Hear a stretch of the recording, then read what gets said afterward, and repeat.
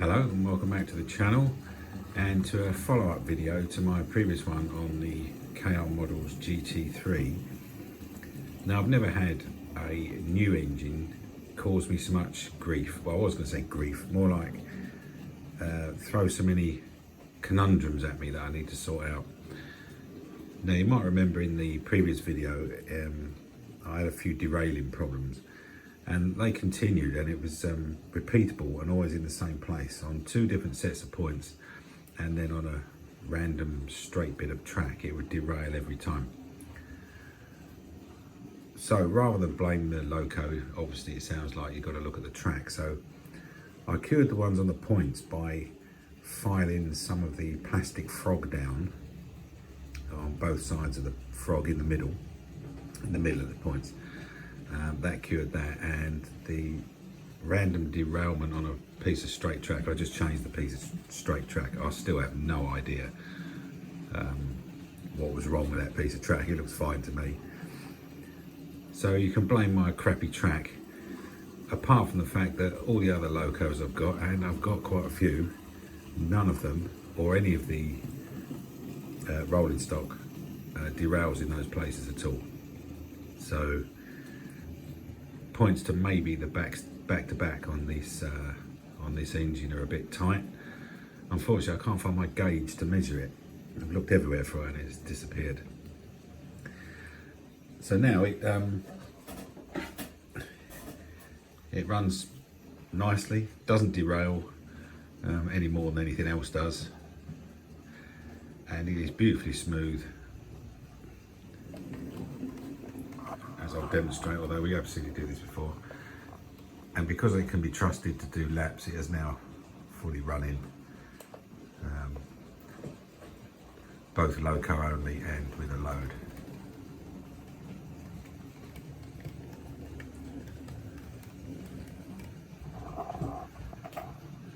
Yeah, it's very, very good, very, very good runner.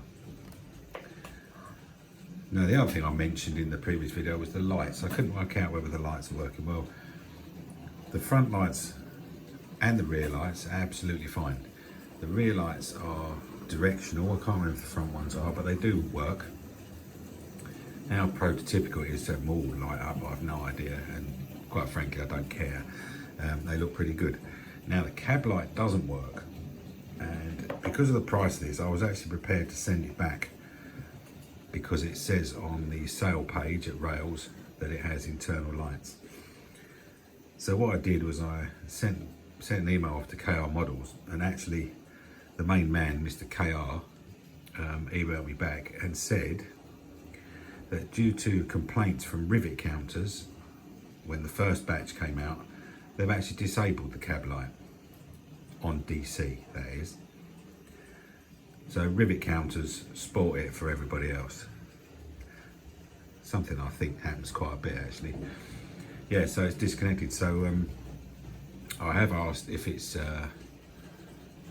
know, if I can reconnect it or something, but apparently it's controlled in the PCB of the DCC chip. So that sounds like a no, but Keith from KR said he'd get back to me and see if there's any way to turn it back on. I think that's a bit of a shame really, that a few rivet counters have spoiled that. Maybe it could have been wired with a switch so you could turn it off and on. But there you go. So that's that mystery solved. And there was another problem I was having, so let's have a look at that. Another problem I was having was very occasionally the front bogey would derail, and I vaguely remembered something from a review that Sam's Trains did when this came out about the way this front bogey fixes on. So I thought I'd have a look, and this hasn't changed as far as I can tell. That screw there goes through the front bogey, through a tiny little washer and a spring, and then screws into a post built into the body. Now that screw, if you tighten it up, it clamps the bogey and it doesn't move, and it doesn't spring up and down. It's got a little bit of spring in it. So you have to have this screw loose. And I'm not too keen on that, because I imagine at some point it's going to work itself loose and fall out, and you know what little screws and things are like when you drop them on a layout, you never see them again. So there is a bit of a concern, I have to say. And that screw is extremely short. I mean, two and a half turns and that will come out. Now the problem I was having with the derailing was this was a bit too loose, and also I lost a lot of traction because this was taking too much weight. So it took a bit of fiddling about with this screw. I mean, I was getting wheel spin just fooling a few wagons. So you have to fiddle about with this screw. I think if you have it too loose, that's when it can crump over the points and come off, or take some weight off the front driving wheels so that you've not got as much traction. So this took a lot of fiddling about with doing it up and a tad, and then undoing it a tad, and then doing it up another gnat's cock, and then undoing it a bit. So at the moment it seems okay, it's not derailing. I've almost eliminated the wheel spin, but I can't do it up much more because another half turn and that'll be clamping this. So that is a really strange design manoeuvre, I have to say, but there you go, that's what we got. If it doesn't come out and drop on the layout and be lost forever, I'll be more than happy. Hopefully maybe the spring will help keep it in. I don't know, but you'd think, I mean, I'm pretty sure looking at that. Do you think that's undoing a little bit as I do that, or is it just going with the bogey?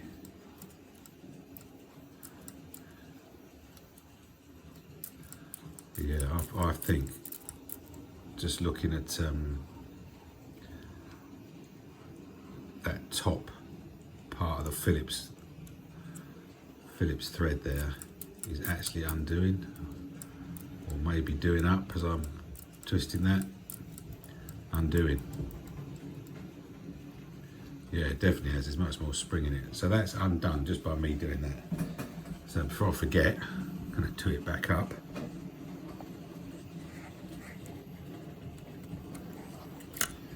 Now this was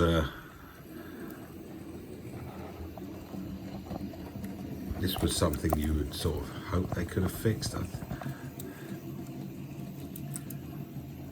Now I'm not sure if I've got it right, so I'll leave it like that. It's a bit tight actually. I'll do it a little bit more.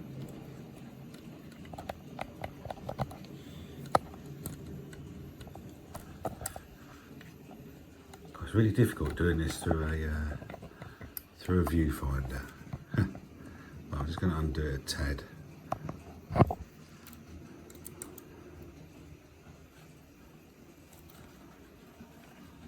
That's better. It's got a little bit of push on it again now, a little bit of springiness. So hopefully that's all the problems solved with this. It'd be nice if they could come up with something for the cab lights. We shall see. So I think all we've got to do now is give it a spin round with a load of wagons, see if it will do a decent lap without coming off. It should do, but as soon as you turn the camera on, you know what's going to happen. So let's get it on the track and give it a go.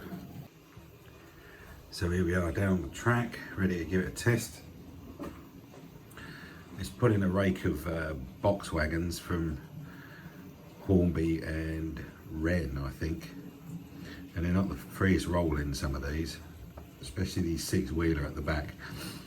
Anyway, let's get it running, see if it'll go slow.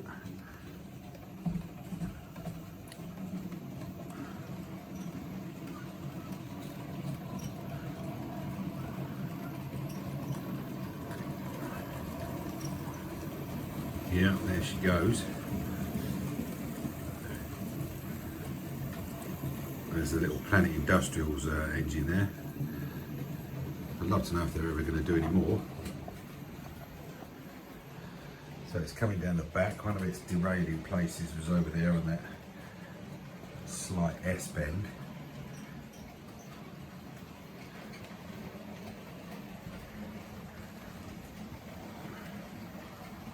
Not sure how well that's coming out because of the sun suddenly appeared. Those points were one that I've had to deal with. I think a little bit of wheel spin there, a bit of wheel slip.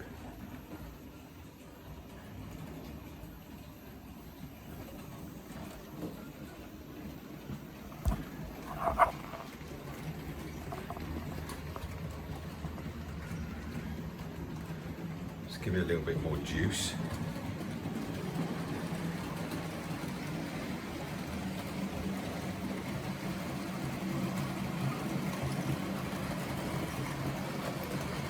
The other set of points was up here. That's set there.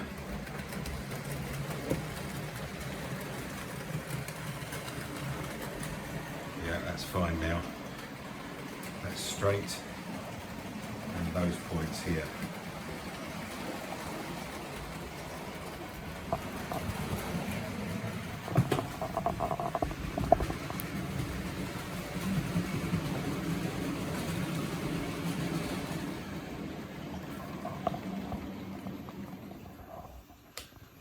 So I think that might be job done.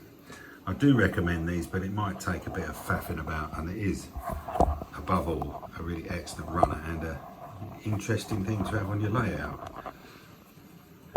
There's nothing else like this, and I quite like this green one, I must say.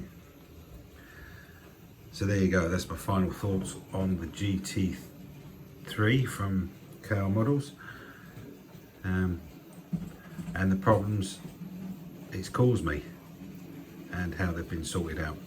I say, normally, had it been anything else causing me that sort of grief, it'd have gone straight back, but I'm not sure if it had got replaced, that I got something that was any different. It would have been exactly the same problem, so I decided to keep this one. So there you go, I'm going to send it off again. Thanks for watching, see you in the next vid. Bye for now.